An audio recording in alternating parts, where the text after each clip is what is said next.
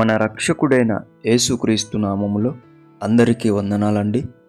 ఈరోజు దేవుని మాటలు లూకాసు వార్త 6వ అధ్యాయం 45వ వచనం. హృదయము నిండియుండు దానిని బట్టి ఒకని నోరు మాటలాడును.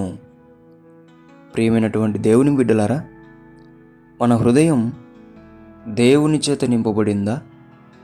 మన హృదయం లోకం చేత నింపబడి ఉన్నదా? లోకంలోనున్నటువంటి మాటల చేత నింపబడి ఉన్నదా?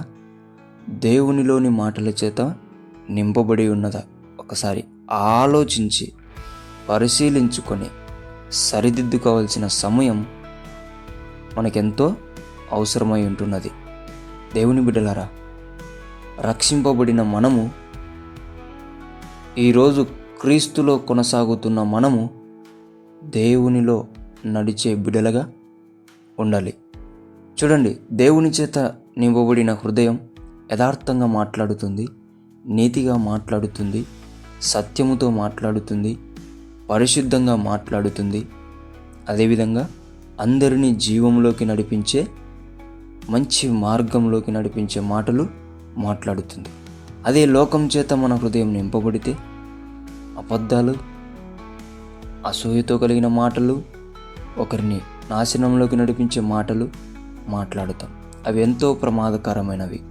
కాబట్టి వేటి చేత నీ హృదయం నింపబడిందో నువ్వు పరిశీలించుకొని, జాగ్రత్త వహించి, సరిచేసుకొని, దేవుని చేత నీ హృదయాన్ని నింపుకొని, దేవుని మాటల చేత నీ హృదయాన్ని నింపుకొని, ఆ మాటలే ప్రకటిస్తూ, ఆ మాటలే మాట్లాడుతూ, జీవిస్తూ, దేవుని నామాన్ని మహిమపరుస్తూ బ్రతకాలని దేవుని పేట మనవి చేసుకుంటున్నాం.